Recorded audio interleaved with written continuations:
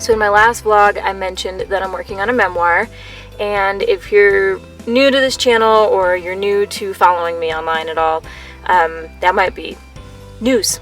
And even if you're not, it might be news, because I don't talk about it all the time, but I have mentioned it once or twice.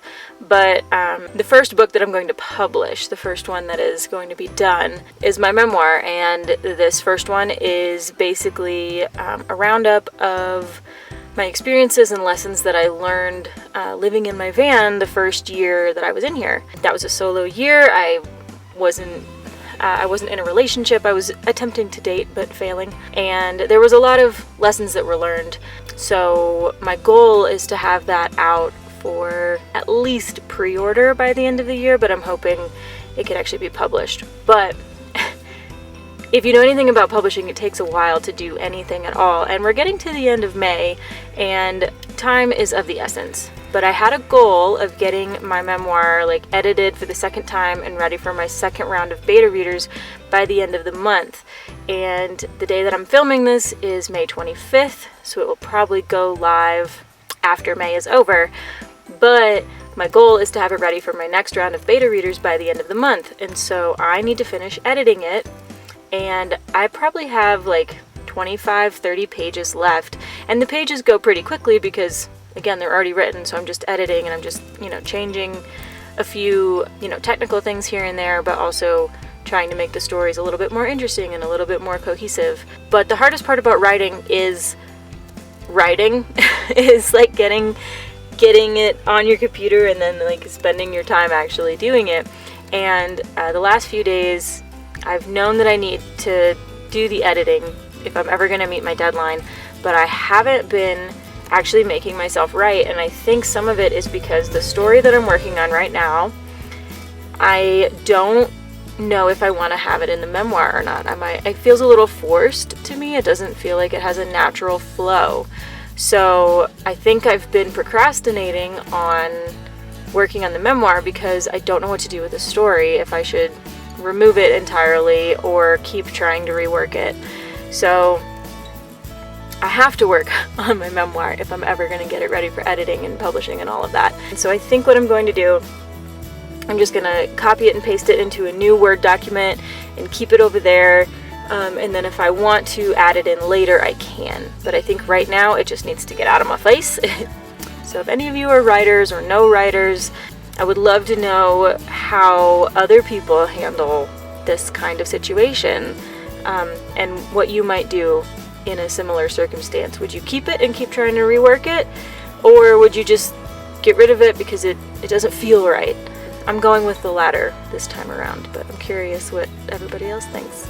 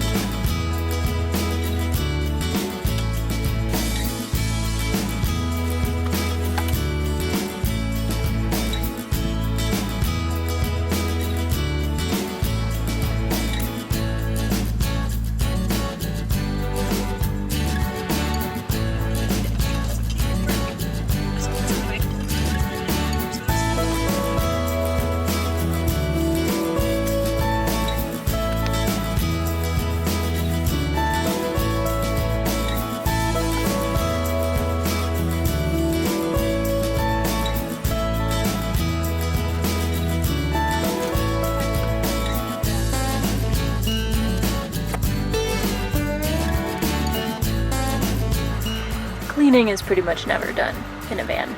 You're always cleaning. It's always messy. Benefit of it being a small space is usually it doesn't take very long to clean. Con of it being a small space is that it doesn't take very long to get dirty either. This is baking soda.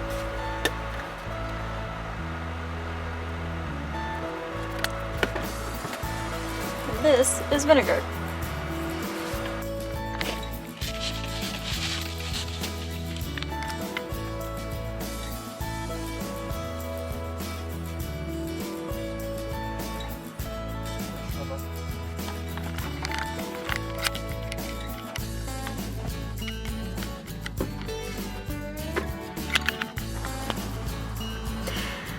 Alright, so Logan has been driving around town all day looking for an open barber or a salon with some kind of opening today because he needs to cut off his long hair. It's getting in the way of his hard hat and his helmet and all the things he has to wear for work, and nobody else can cut it, so I'm gonna give it a shot. I've been cleaning up his edges for a while around his like mullet hawk, but I haven't done like the long part of his hair yet. I just do the short parts with clippers. So we're gonna experiment with cutting his hair with scissors. Do you want it? Well, let's see here. If it's yay high, maybe, how does that look? Yay high?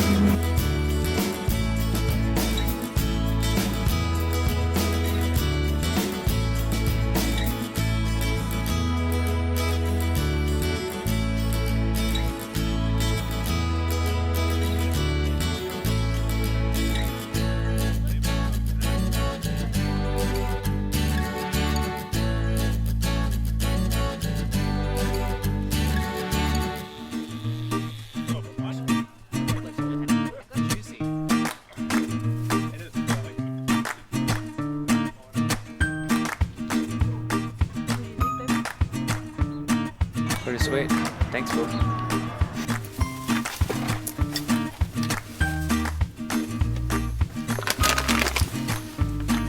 So it's been a really busy morning already. Logan had to take his van into the mechanic for a couple of days, and I have a friend coming into town later today, so I wanted to make sure that I got plenty of chores done before she got here, so I haven't really even finished my mini message painting for the day. I haven't started work yet. I need to promote this week's podcast, but I did take a shower and go to the grocery store and pick up some really exciting mail. And then I drove around town looking for a place that I wanted to park. The place that I was excited to park at earlier today, it's this nice little river pullout that's a little bit off the beaten path and has some sun and has some shade to have some privacy, and I was just gonna go see if it had good enough service to work. But there were a bunch of industrial, commercial trucks there today doing some kind of project. So I didn't go there. I went back to the river spot that I usually hang out at, but they're doing major construction over there too. So we're up here on the hill, which is fine. I have a really good view of town, but it's not my favorite place to work all day. But I'll work here for a few hours. Maybe I'll move. Maybe I'll just be working until Christine gets here. But yeah. We got chores to do, we got work to do, I gotta put the groceries away, I gotta feed the dog. And that's what's happening now. Come along.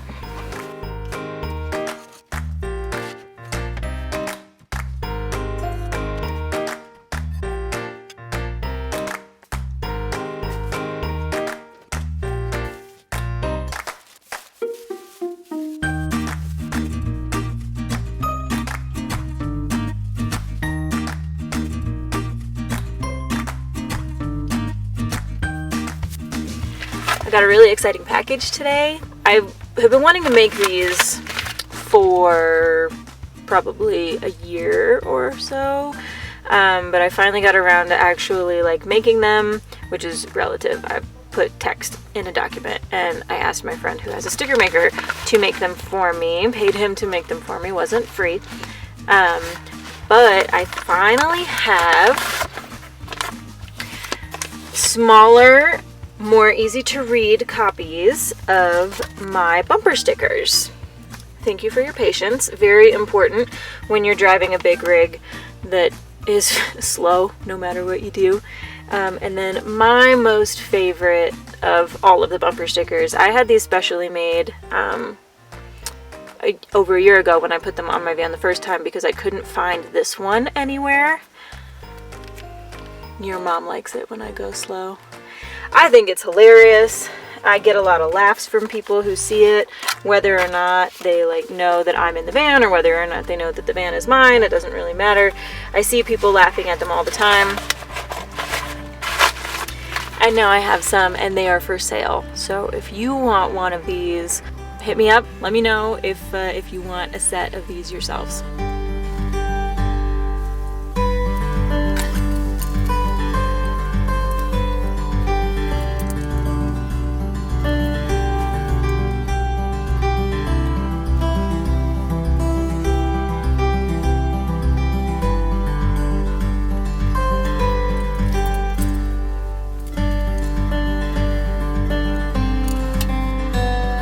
know that my first career, well, yeah, probably my first career, was in the knitting industry.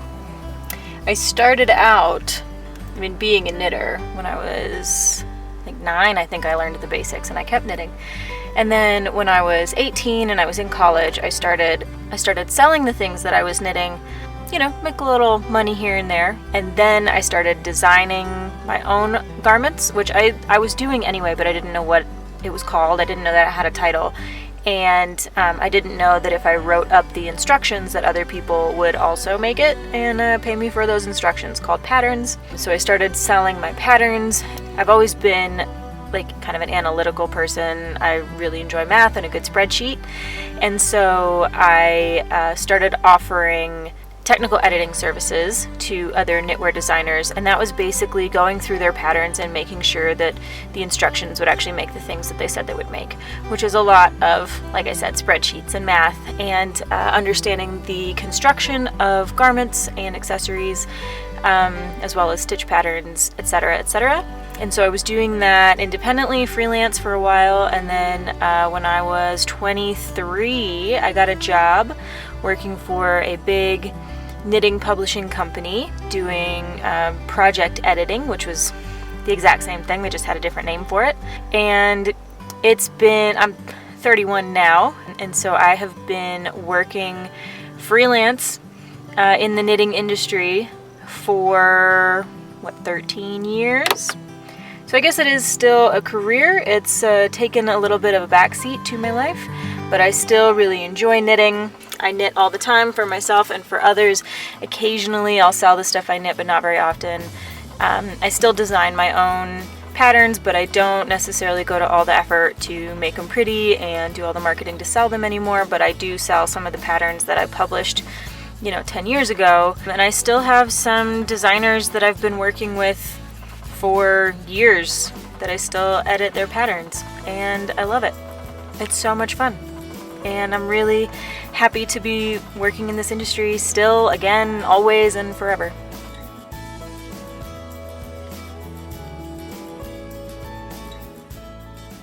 So I'll leave it there for this week's vlog. I hope you enjoyed the little bit of history lesson and learning about my projects coming forward, and getting to see Logan's new haircut. Tune in next week for another hopefully incrementally better vlog.